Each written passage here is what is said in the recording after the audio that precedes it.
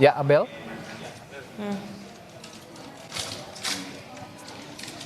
Ya, saudara, saat ini saya berada di hotel di tempat Saka Tatal dan juga kuasa hukum dari Saka Tatal baru saja tiba di hotel, di mana nanti rencananya akan ke Pengadilan Negeri Cirebon. Ini sekitar 15 hingga 20 menit lagi, di mana nanti agendanya memang akan ada sidang lanjutan terkait dengan PK Saka Tatal yang akan dilanjutkan. Memang ini adalah sidang kelima begitu ya, di mana nanti agendanya akan mendengarkan ahli.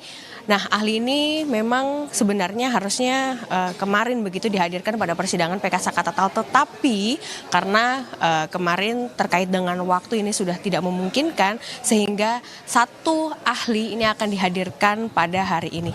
Ini merupakan Dr.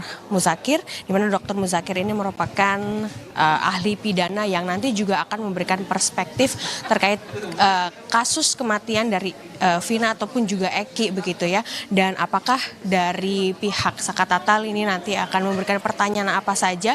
Kami juga nanti akan bertanya langsung dengan kuasa hukum dari Saka Tatal yang saat ini sudah ada di sebelah kami.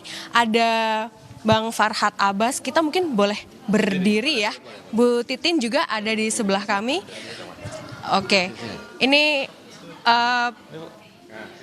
Bang Farhad Abbas dan juga Ibu Titin ini yang sudah ada di hotel dan tadi juga sudah bersama Saka Tatal. Kita akan bertanya terkait dengan sidang hari ini. Nah, hari ini kan ada ahli yang akan dihadirkan, satu ahli lagi yang akan dihadirkan. Ini kira-kira apa saja nanti yang akan ditanyakan oleh pihak dari Saka Tatal ke ahli begitu? Bang Farhad dulu mungkin? Yang jelas hari ini adalah hari pakar hukum pidana Profesor Muzakir dari Universitas Islam Indonesia. Ya, di mana tolong diam itu, di mana ahli ini ya tentang, kita bicara tentang persoalan PK, pembunuhan, kemudian tentang kejanggalan-kejanggalan yang terjadi, tentang ada duanya LP, pembuktian, visum, terus kita juga menyangkut pasal tentang PK, pasal pembunuh 340, 338, pasal penyertaan, turut serta. Nah, kemudian kalau dari kemarin kan juga sudah ada ahli begitu ya, Bang Farhad dan juga Bu Titin. Ini apakah yang mungkin materi yang akan disampaikan atau perspektif baru dari ahli pidana yang akan disampaikan hari ini tuh cukup sama atau seperti apa? ya tentunya masing-masing ahli ya, ketika kita mendapat tulisan itu diskusi pasti berbeda. Yang jelas penyebab kematian gitu. Kalau Prof. Muzakir nanti akan menyatakan bahwa apa penyebab kematian itu, apakah kecelakaan atau pembunuhan. Dia pasti akan membandingkan dengan beberapa contoh. Ada sebuah kecelakaan yang dimana kematian akibat kecelakaan itu. Contoh kasus Garut, ya, karena terjadi kecelakaan akhirnya timbul ada kasus pembunuhan korban lainnya, kan kira-kira begitu.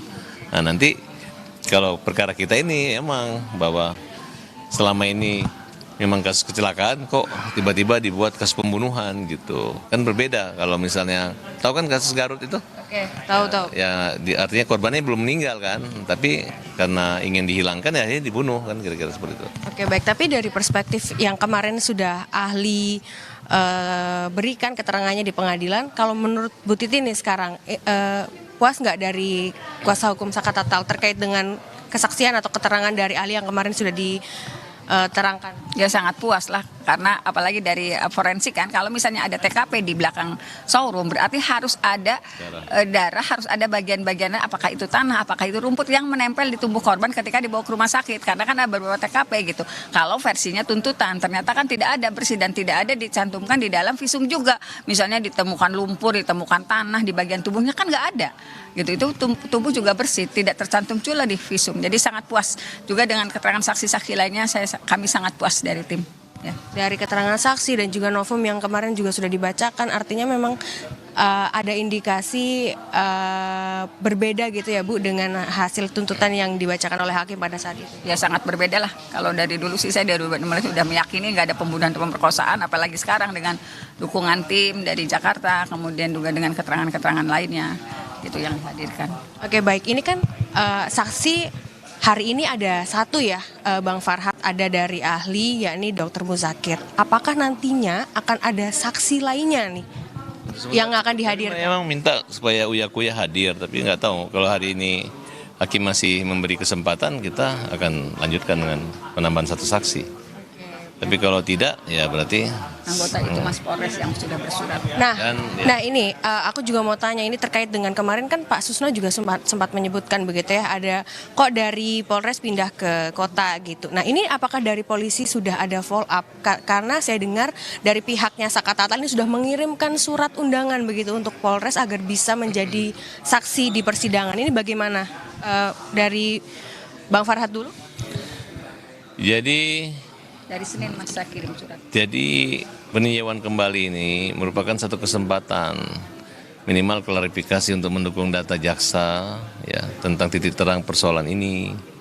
Harusnya polisi-polisi atau ada yang bilang kita fitnah itu hadir, khususnya dari Polsek Talun yang ada olah TKP pada tahun 2016 lalu.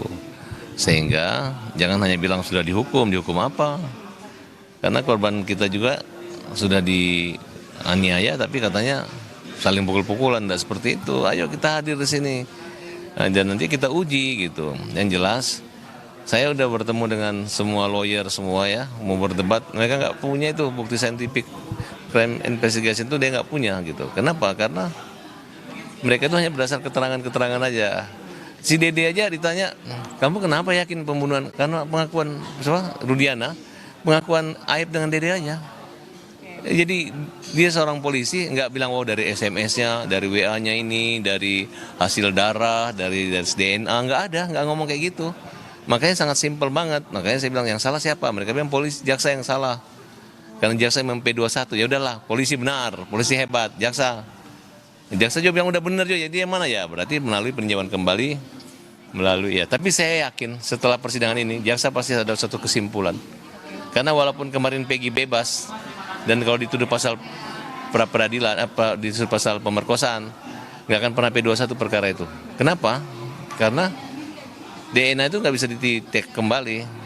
Karena sumber kegaduhan adalah pernyataan dokter dari Rumah Sakit Polri Indramayu yang menambahkan adanya temuan sperma. Padahal dari kenyataan saksi pembanding kita, nggak ada sperma yang bisa bertahan 10 hari. Nah, Kemarin dari itu dari ahli ya? Di luar, kalau di dalam nggak ada. Karena sperma itu bentuknya cairan dan dapat didorong dengan cairan, misalnya kencing hilang, misalnya dengan waktu yang lama hilang, misalnya dengan dipencet hilang kalau pada laki-laki. Tapi kalau pada perempuan, ya kalau dia masuk dia hamil, kalau dia keluar makanya nggak hamil. Apalagi pernah ada proses mandi jenazah. Nah, kemudian kuburnya udah dimasuk di dalam tanah hampir 10 hari. Nah, kemudian pengakuan dari tukang mandi jenazah bahwa diobok-obok sampai dalam. Dari awal tidak ada ciri-ciri pemerkosaan. Kalau ada lawyer yang mengatakan ada darah, ya darah itu pendarahan aktif itu mens. Oke. Ya, mens. Oke, baik. Dan ada pembalutnya. Oke, baik. Dan dalamnya nggak rusak. Oke. Kalau mengatakan turun 30 itu bukan gara-gara masa ada orang memperkosa Oke. 11 orang digilir. Oke, baik. Oke, siap. Sayang banget nyimpan pembalutnya gitu. Oke, baik. Tapi kita mungkin akan fokus ke sidang hari ini lagi ya. Bagaimana dengan saksi Bu Titin tadi kan sudah disebutkan bahwa dari pihak dari Sakatatal ini sudah mengirimkan undangan agar dari Polres ini datang untuk menjadi saksi. Apakah itu sudah ada tanggapan dari Polres? Saya kirimkan surat itu hari Senin. Saya sendiri yang kirimkan supaya sampai ke tangan yang bersangkutan. Hari Senin saya datang ke Polres Sumber, saya disampaikan 2 surat untuk anggota yang ada di sana. Saya sampaikan 2 surat ke anggota Polsek Talun, saya suratkan 1 surat ke Kapolres Cirebon Kota. Nah, dari 5 surat itu sampai hari ini tidak pernah ada jawaban. Ibu Kapolres Sumber kan perempuan, kami sedang memperjuangkan yang dulunya anak laki-laki usia 15 tahun. Kami mohonkan Ibu mengizinkan karena informasinya belum sampai ke meja Kapolres. Nah, nyangkutnya di mana surat itu? Karena dari hari Senin saya kirimkan, harusnya sidang hari Selasa. Kami masih punya waktu hari ini untuk bersidang, untuk menghadirkan saksi saksi fakta. Nanti kita mohonkan kalau mereka hadir. Jamnya jam 10 Bu, masih ada waktu Bu. Oke, baik. Berarti dari pihak Sakatatal ini sebenarnya mengharapkan sekali untuk Kapolresta Kapolres Sumber ini bisa datang di persidangan. Mengizinkan anggotanya, bukan dia yang mengizinkan anggotanya untuk hadir di persidangan. Karena kan saya juga berkirim surat itu kop suratnya kok bukan kop surat saya yang pengacara kampung, kop suratnya Pak Farhat Abbas. Masa sih gitu, kalau kop suratnya pakai saya mah nggak didengar lah. Baik. Ini artinya sebenarnya begini, dari pihak Bu Titin atau pihak dari kuasa hukum Sakatatal ini sudah mengirim kepada polisi begitu ya untuk hadir dalam persidangan. Anggota yang pada saat itu yang diundang adalah anggota yang pada saat itu melakukan TKP. Ya, yang diundang itu yang melakukan olah TKP, memohonkan untuk hadir di sidang. Kop suratnya barangkali ke Kapolres Cirebon lupa itu kop suratnya Kapolres pakai Farhat Abbas, pakai FA bukan pakai saya. Kalau pakai saya nggak apa-apa, diabaikan lah orang Cirebon. Ini kop suratnya pakai kop surat Farhat Abbas FA, warnanya oranye itu ya Mas ya. Barangkali mana sih kop suratnya gitu. Kop suratnya pakai itu. Jadi kop suratnya pengacara nasional bukan pengacara kampung, diharapkan bisa hadir. Oke, itu adalah satu yang diminta sekali dari kuasa hukum Sakatatal bahwa hari ini polisi dari Polres Sumber ini bisa hadir di persidangan, apalagi anggota yang pada saat itu melakukan olah TKP. Nah, ini tentu saja nanti bisa menjadi penguat begitu ya Bu ya untuk persidangan hari ini. Apakah nanti yang akan diberikan keterangannya oleh polisi yang melakukan olah TKP. Nah, pertanyaan terakhir adalah untuk Bang Farhat, apakah yakin untuk PK ini bisa menang dengan menghadirkan saksi-saksi dan juga ahli yang kemarin sudah berbicara begitu? Justru saya nggak akan takabur mengatakan saya yakin, tapi saya tanya mereka, kalian masih yakin bahwa ini pembunuhan dan pemerkosaan kan? Ya kan? Artinya sih yakin dengan kondisi seperti ini, dengan Dede mencabut, Teguh mencabut, semua mencabut. Widya Mega Terus, hadir. Iya, Widya Mega hadir, semua apa masih yakin? Kita ini bukan menarik para ngarang-ngarang loh, pembunuh dibilang kecelakaan. Justru visum di Sunan Gunung Jati itu adalah kecelakaan. Nah, karena kecelakaan inilah yang kita mengatakan kita menarik lagi pola pikir Pak Hakim. Kenapa dulu saksinya jaksa nggak dihadirkan? Kenapanya sumpah gitu? Ini akhirnya jadi begini gitu. Kemudian mana handphone itu, katanya ada perintah untuk mengajak membunuh tanggal 17 Agustus 2016. Transi percakapan Mana? juga ada. Ya, tidak ada. Kemudian tes DNA, kemudian tes sidik jari itu tidak ada, nggak dimiliki mereka. Oke, berarti poin-poin untuk investigasi krim itu nggak ada sama polisi sekali. bersyukur dengan Peggy dikabulkan pra-peradilannya, jadi jaksa tidak repot-repot untuk memberi petunjuk yang mungkin tidak akan pernah tercapai, yaitu adalah siapa pemilik DNA. Karena sudah 7 orang dihukum pidana seumur hidup gara-gara dituduh memperkosa. Padahal tidak ada kejadian pemerkosaan. Baik, berarti kita akan nantikan nanti saudara bagaimana proses dari sidang PK Sakatatal yang akan dilanjutkan di Pengadilan Negeri Cirebon. Terima kasih Ibu Titin, terima kasih Bang Farhat. Semoga nanti saya juga akan menantikan ya, ini polisi juga sebenarnya harus hadir karena kita bisa mendengarkan bagaimana keterangan dari polisi, apalagi yang mengolah TKP pada saat kematian Eki dan juga Vina pada saat atau malam itu begitu.